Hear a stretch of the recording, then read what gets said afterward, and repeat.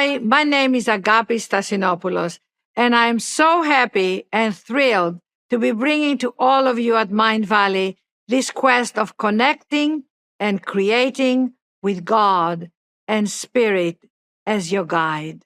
Our inner guidance is like a wireless network. It's invisible, but it's available everywhere where we are. To tap into your inner knowing, you just need to enter the password. And the password is prayer. Prayer is our invisible support system, and it reminds us that we are never, never alone. This quest is about learning how to partner with your spirit, the God within, and actually become a co-creator with that life force. It will help you incorporate your spiritual self with your physical reality so that everything you do will be connected to God through the unshakable bond of prayer. Now, we know that God can be a loaded word. It means something different to different people. It means so many things to so many people, and it means nothing to a lot of people.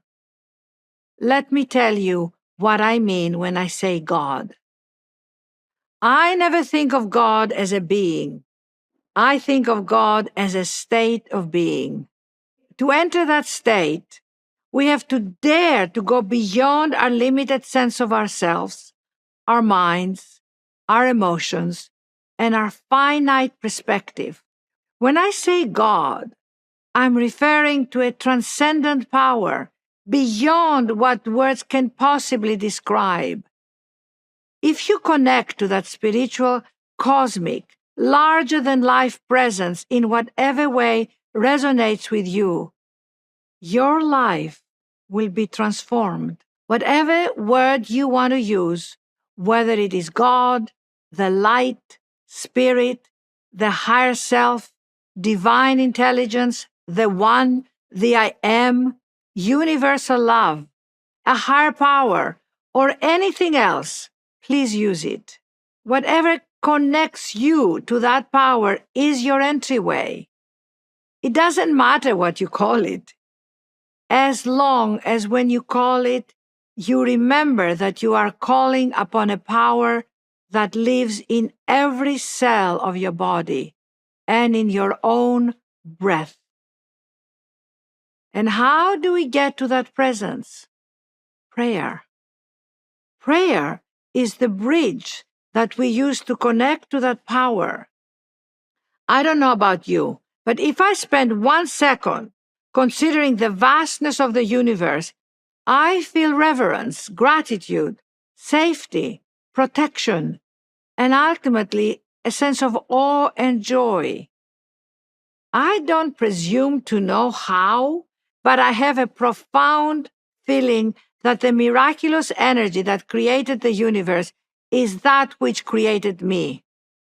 When we pray, we're not praying to someone, but to something inside of us, a deeply wiser, higher, and more intelligent part of ourselves that is connected to the whole and is always here.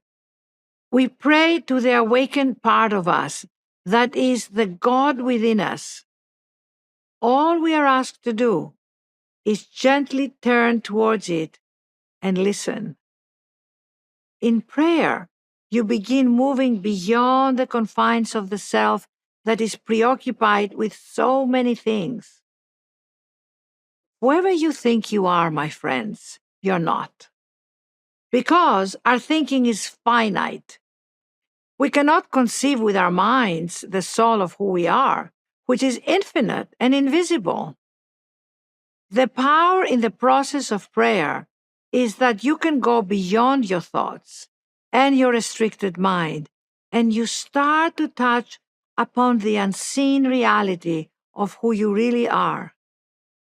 It is as if the curtain is slowly being lifted, and there you are. And from that place you can ask, you can listen, and you can commune. It's like, the story of the monk who kept continuously asking God, what can I do to serve you? What can I do to serve you more? And one day, his inner voice said, shut up and let me love you. So when you are in that presence, you might realize that you are indeed very loved and you need nothing. The loving presence in you knows your yearnings, your longings, your wants, and they are being answered. As Rumi said, the wonderful Sufi poet, you are not a drop in the ocean. You are the entire ocean in a drop. We have low levels of consciousness and higher levels of consciousness. It doesn't mean that the lower levels of consciousness are bad. They're just a lower vibration. And wouldn't you rather live in a higher, elevated state of consciousness? It would be like you're living in a mansion. And in the mansion, there is the basement where it's dark, and the first floor and the second floor, and there is a little more light there. They're not bad, but if you go into the higher floors or on the rooftop, you can get a greater view, a greater vista, filled with light. In the same way, as we elevate our consciousness, we can choose to live in a higher state of being, where you are calmer, you're more centered, you have greater clarity, greater focus, you have joy, you have the ability to see solutions, you are of greater service, you're kinder, you're more compassionate, you are more loving to yourself, more accepting, and basically, you have a greater flow in your life. That, to me, is the spiritual essence that we can bring to this level. How we can move from the lower levels of consciousness to the higher levels is prayer. Prayer is like your elevator to go to the higher floors of your mansion. When you are in the basement, you get in the elevator, you push the button, and you say, I want to go to the 6th floor, or the 9th floor, or the 7th floor. I want to see clearly, to be in more light. The whole thing is very practical as well as it is mystical. You move out of the debris of your life to the nectar of your life. It is possible. It just takes willingness to know that at every moment in your life, you have a choice to get in the elevator by coming into prayer, to lift yourself to the other floors of your consciousness. As you go through this quest with me, you'll begin to trust in the Spirit. You will learn to listen to it, choose it, and merge your human and spiritual self and walk hand in hand with your spirit.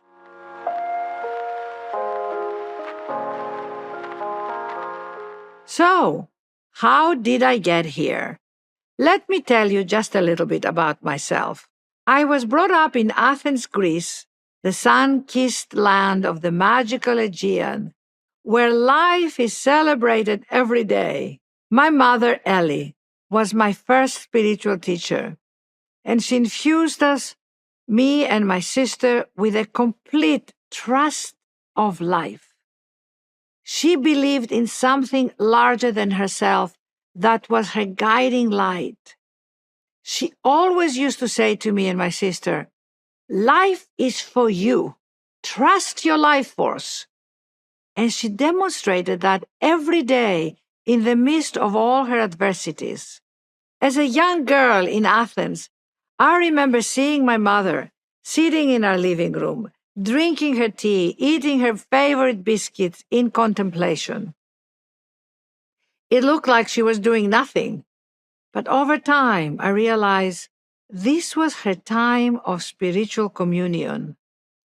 In quiet reflection, she seemed to be drawing upon something deep within herself. She was listening for guidance and direction, and she orchestrated various aspects of our lives. This was her form of prayer. She never really went to church. Yet she prayed all the time. In our family, other than weddings, funerals, and Greek Easter, we never really went to church. So at a very early age, I realized that prayer had nothing to do with going to a house of worship, a building dedicated to God. Our own home was our church. And sitting in silence and contemplation, making yourself a cup of tea, taking a walk in the park, appreciating nature, these all could be your form of prayer. I realized that prayer was not really about kneeling down and asking God for help. It had everything to do with coming into heart and mind and connecting with something that is larger than your personal life. In this quest, I encourage you to allow yourself to discover your own form of prayer. Through prayer, my mother always trusted that help would come her way, and it did. She made miracles happen for me and my sister, taking us from Athens to London, finding us the best schools and teachers, and making a home for us in a foreign country. Support showed up in countless of ways in her life, and therefore in ours. She had an unshakable confidence that she was not alone in the world. She gave me the name Agape, which in Greek means unconditional love.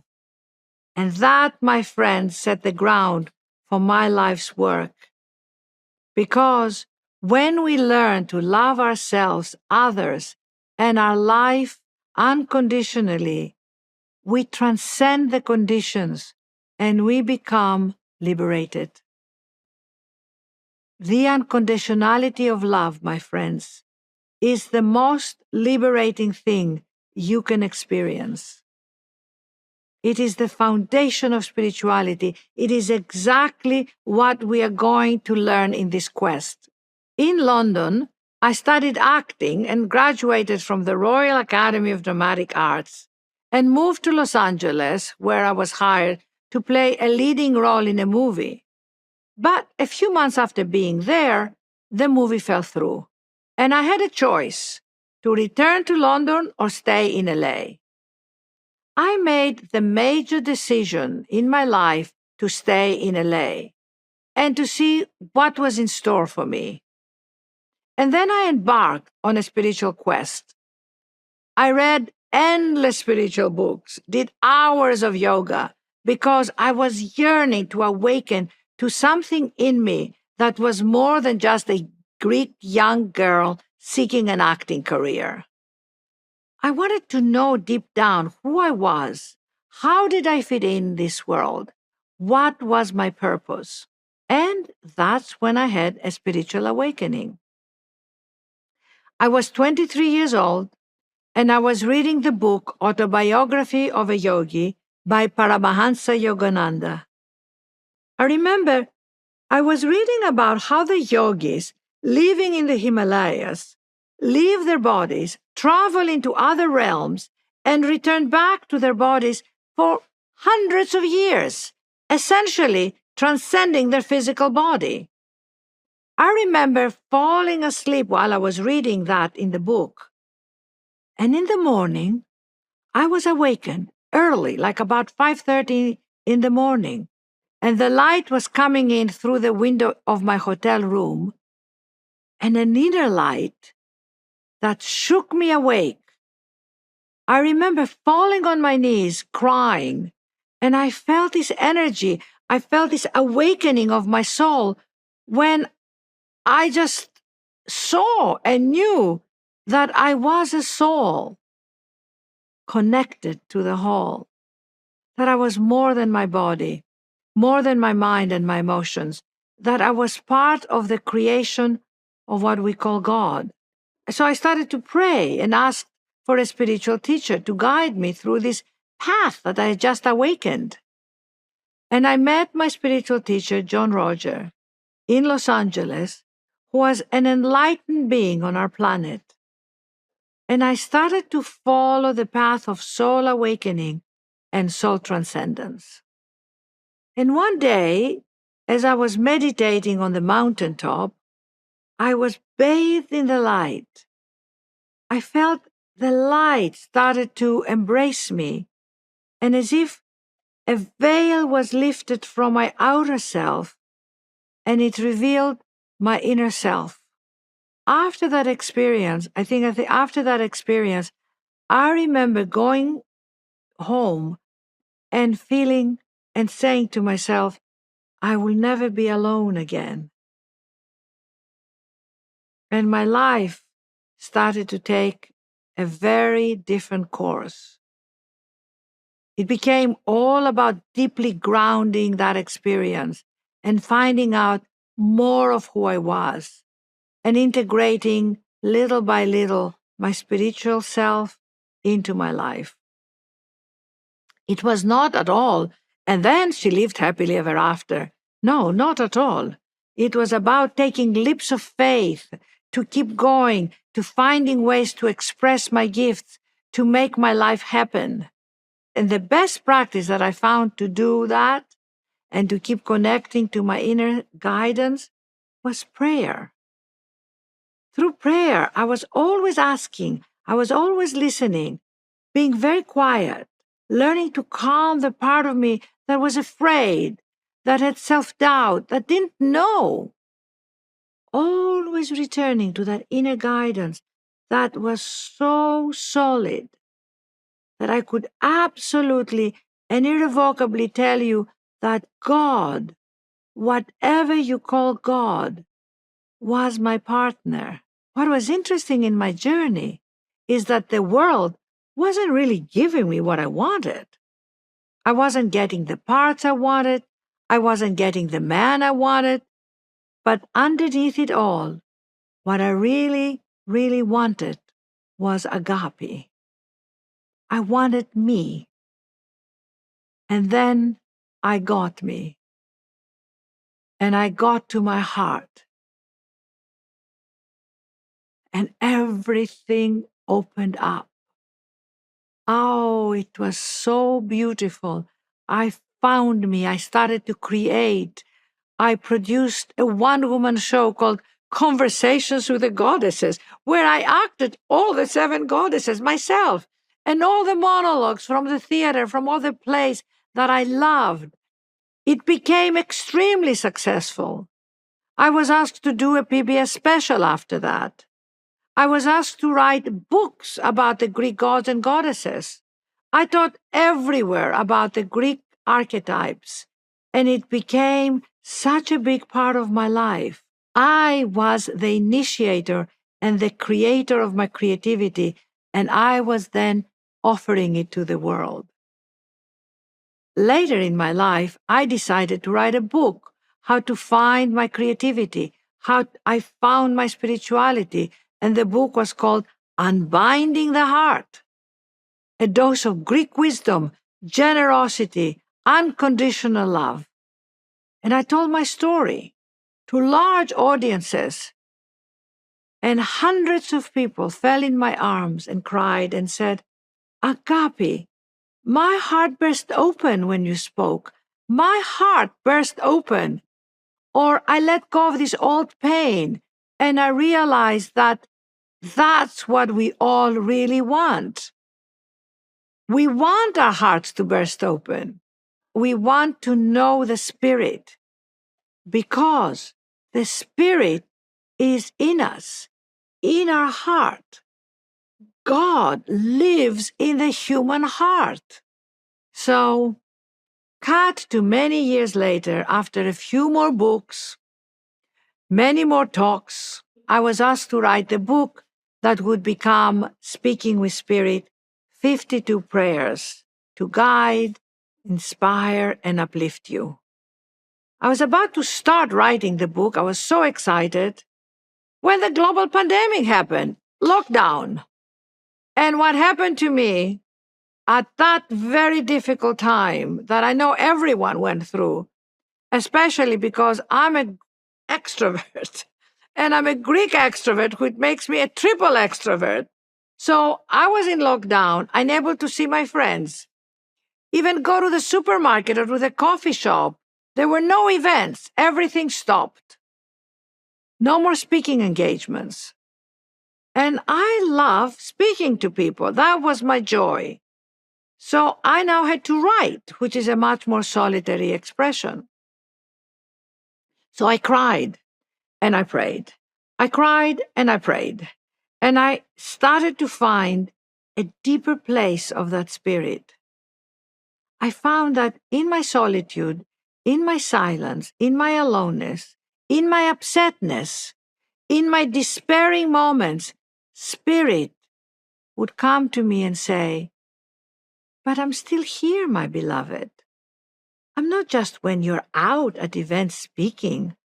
I'm not just when life is all happening around you. I'm here." And my heart cracked open even deeper, and the veils kept lifting. And I was able to really find that core and know it and write about it and convey it to others, and now conveying it to you. This quest is a byproduct of this body of work of myself.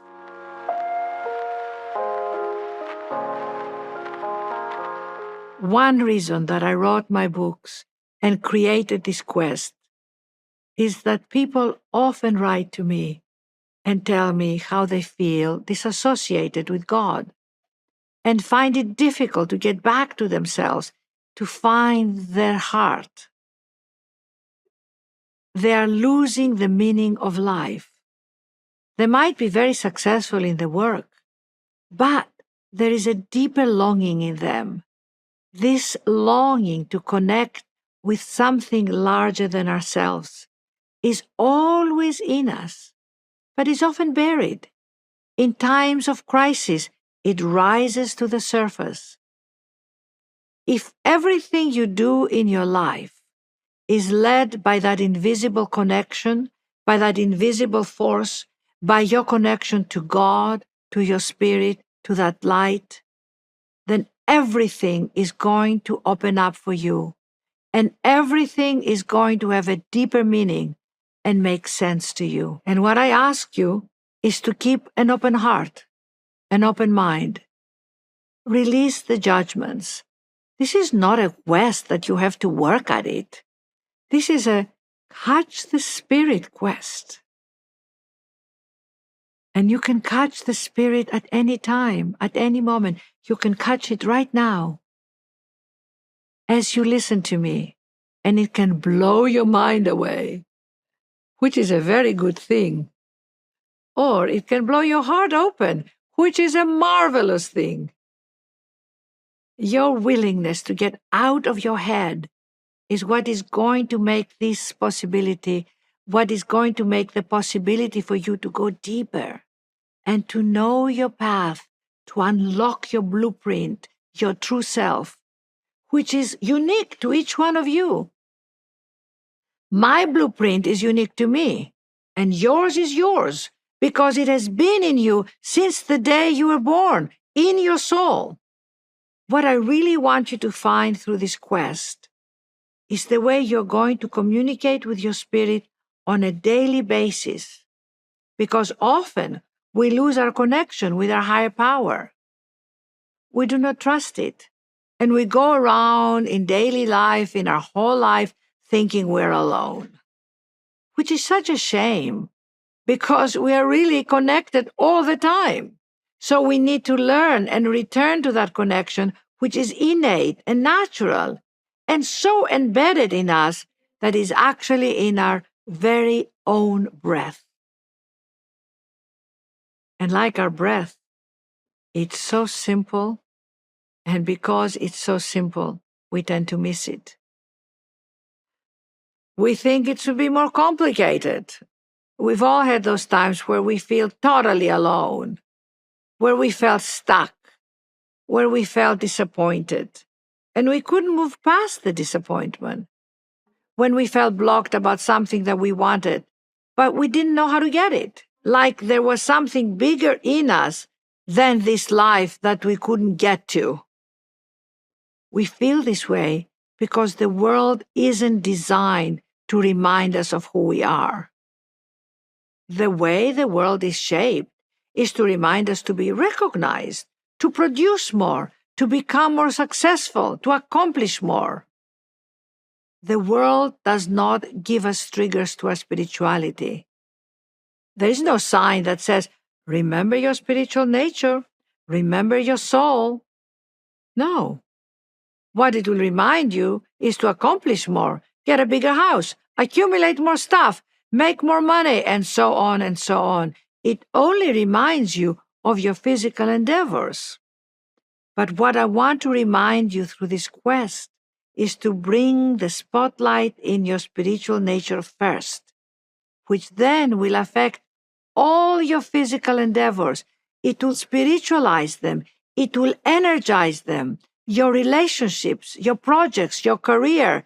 And once you spiritualize everything, everything is going to take meaning. Because, as the famous French philosopher Pierre Teilhard de Chardin said, we are not human beings having a spiritual experience. We are spiritual beings having a human experience.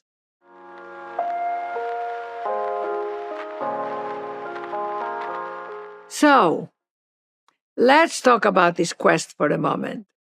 I have divided this quest into 6 parts: living, creating, becoming, overcoming, loving, and transforming. These represent the different phases that we all go through on the path to connecting with our spiritual nature. In this first part, living, we'll discuss how you can move past the first hurdle, which is belief. You'll get familiar with the concept of prayer and how you can start living in prayer. The next part, creating, is where you will learn how to find your purpose by connecting through spirit.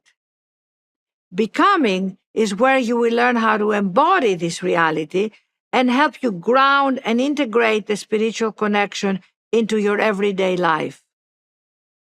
In overcoming, you will learn to be bigger than your blocks that come your way and how to look at them as diving boards into deeper spirituality.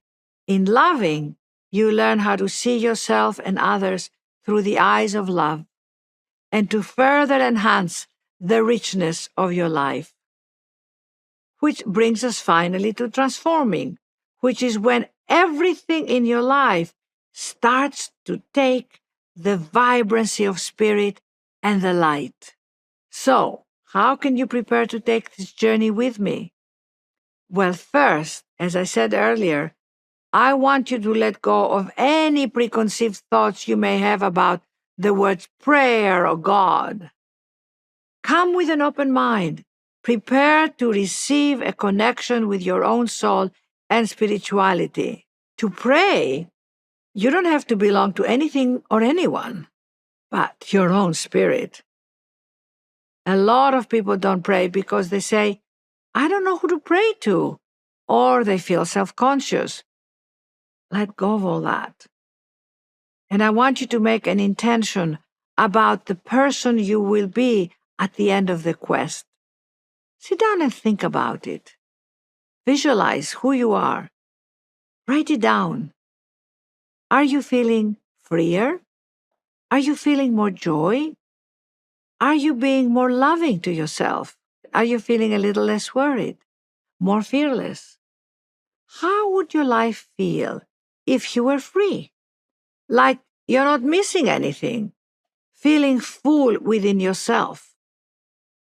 Sit down and think about it. How would you like to feel that you are not missing out on anything? How would you like to wake up every morning feeling full in the fullness of you? How would you like to feel that when you have difficult and challenging times, difficult and challenging things that come your way, that you are not alone? Wouldn't that be wonderful? To know that on your right shoulder sits the guiding light, and on your left shoulder sits your mighty heart. You're feeling that you can smile because you know you are so connected. How would you like to feel this incredible, solid connection to yourself? And then I want you to download the workbook, which will help you follow along with the quest and will contain all the prayers in the quest. You can also get a journal to write your thoughts, your reflections, your own prayers. And set aside some time each day, which is dedicated to this quest. Maybe about 20 minutes each day, which will be dedicated to this journey of opening up a stronger connection with your spirit. And finally, join the tribe and introduce yourself to the Mind Valley community. While prayer can be an intensely personal thing, you will benefit from having a community of travelers who will support you in your journey and hold you accountable to your goals. They say that this life is a blink in the eye of God, but we go through so much suffering and pain and tormenting ourselves, and we put all these barriers around ourselves. What I wish for you in this quest is that you will release them and you'll be able to see that you can actually live in this life really feeling a sense of freedom and joy and gratitude and reverence. Come aboard this ship with me. Prayer will be our sails. Spirit will be our wind. And we will arrive home to our soul. I welcome you with all my heart. And I'm so looking forward to going through this quest with all of you.